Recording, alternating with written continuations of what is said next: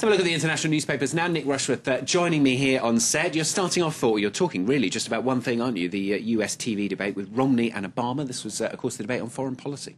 Well, if Obama emerged victorious in this debate, with the edge perhaps, the pundits are still out, of course. We'll see how that emerges over the next couple of days. But it could well be down to a couple of quips, what are called zingers, that he punched at his rival. The Daily Mail, as lots of press papers, is covering this there. You can see the two guys having their debate. The Daily Mail saying it's war. And it's focusing on a statement by Obama that Romney sees US naval forces levels as like a game of battleship.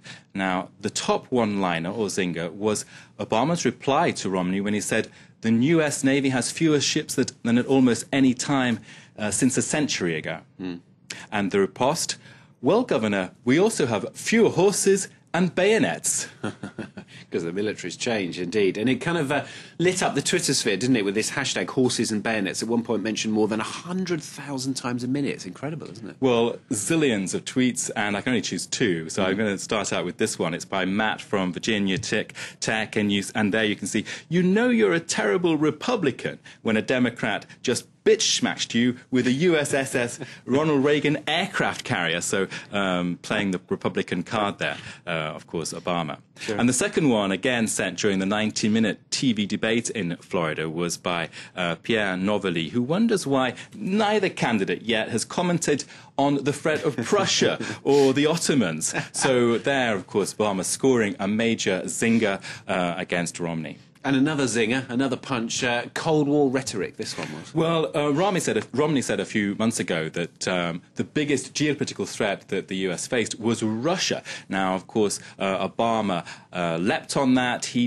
dinged Romney, saying that, well, basically what Romney wants is to bring the 1980s back in terms of foreign policy. The HuffPost there is reporting on that.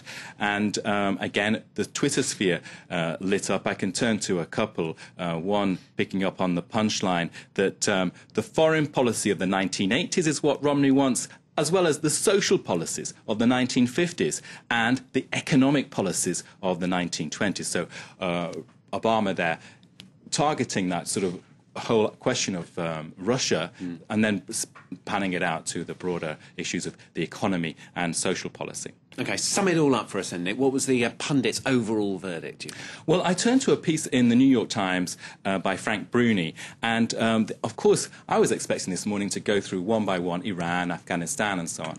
But what emerged in this debate, and the parts of it that I was able to listen to, was that time and again it was all coming back to domestic politics. So a question was asked about foreign policy, and they twisted it. They brought it back to Detroit car manufacturing or whatever domestic issue they were pushing.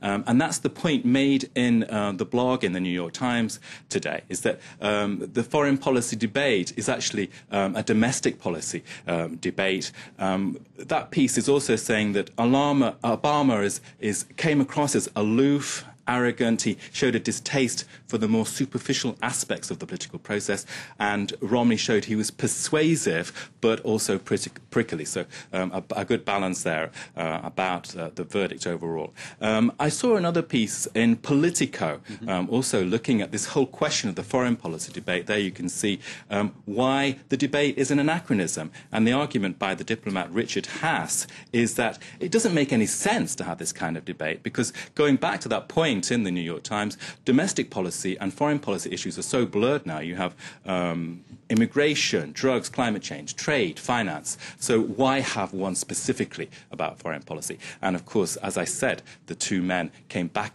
time and again to domestic issues. Nick Rushworth, reviewing, if you like, the TV debate in the international newspapers and on the Twitter sphere as well. Thanks very much. You're off, Van Cat.